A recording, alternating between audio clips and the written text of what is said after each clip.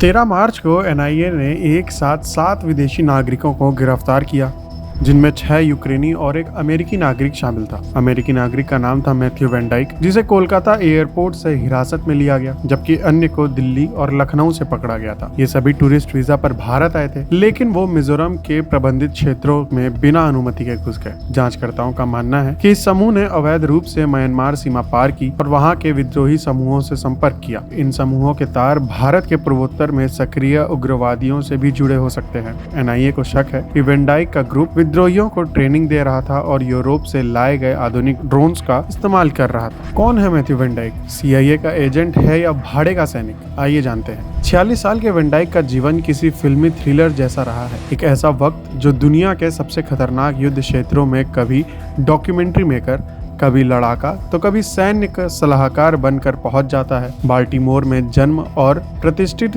Georgetown university से पढ़े van Dyke ने कभी साधारण जिंदगी नहीं चुनी। अपनी पढ़ाई के दौरान उसने अमेरिकी खुफिया एजेंसी सीआईए में भर्ती होने की कोशिश की थी। वे कई चरणों में सफल रहा, लेकिन पॉलीग्राफ टेस्ट, जो झूठ पकड़ने वाली मशीन होती है, उसमें फेल हो गया। फिर साल 2011 में वैन डाइक तब चर्चा में आया जब वो गद्दाफी के खिलाफ लड़ रहे विद्रोहियों के साथ शामिल हो गया। वहां उसे गिरफ्तार किया गया और 6 महीने तक कालकोठरी में रखा गया। साल 2008 से 10 के बीच इराक में उसे जासूसी के शक में कई बार पकड़ा गया था। सीरिया में असद सरकार ने उसे आतंकवादी तक घोषित कर दिया था। फिर साल 2014 में आईएसआईएस द्वारा पत्रकारों की हत्या के बाद वैन डाइक ने सन्स ऑफ लिबर्टी इंटरनेशनल नाम का एक एनजीओ बनाया। ये संगठन खुद को उन लोगों का मददगार बताता है जो तानाशाही शासनों के खिलाफ लड़ रहे हैं, लेकिन असल में यह संगठन सक्रिय लड़ाकों को सैन्य प्रशिक्षण और सलाह देने का काम करता है। फिर साल 2022 में रूस यूक्रेन युद्ध शुरू होने के बाद से वैन डाइक यूक्रेन की सेना को समर्थन दे रहा था। साल 2025 के अंत तक उसके बयानों से संकेत मिला था कि वो अब रूस के सहयोगियों जैसे म्यांमार की सैन्य सरकार के खिलाफ मोर्चा खोलना चाहता है। यही कारण है कि वो म्यांमार सीमा के करीब सक्रिय पाया गया। अब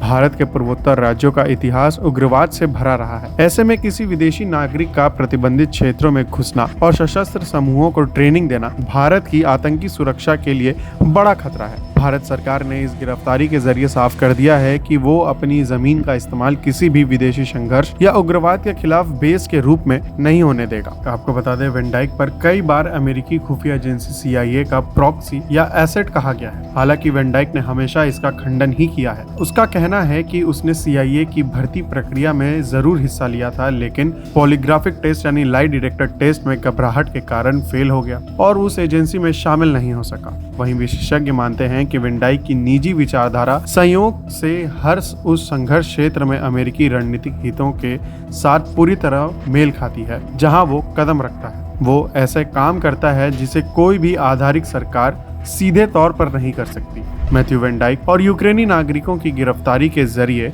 भारत ने अपनी राष्ट्रीय सुरक्षा को लेकर एक बेहद सख्त और स्पष्ट कूटनीतिक संदेश दे दिया है। साल 2021 में तख्तापलट के बाद से म्यांमार गृह युद्ध की चपेट में है। इस अस्थिरता का सीधा असर भारत के पूर्वोत्तर राज्यों पर पड़ता है। इस पूरी कार्रवाई का लब्बो-लुआब ये है कि भारत अपनी संप्रभु सीमा और भूमि का इस्तेमाल किसी भी विदेशी नेटवर्क द्वारा प्रॉक्सी युद्ध छेड़ने या सीमा पार के विद्रोह गुटों को मजबूत करने के लिए हरगिज नहीं देगा। ऐसी और खबरों के लिए देखते रहिए सनमार्ग नेटवर्क के अन्य डिजिटल प्लेटफॉर्म्स।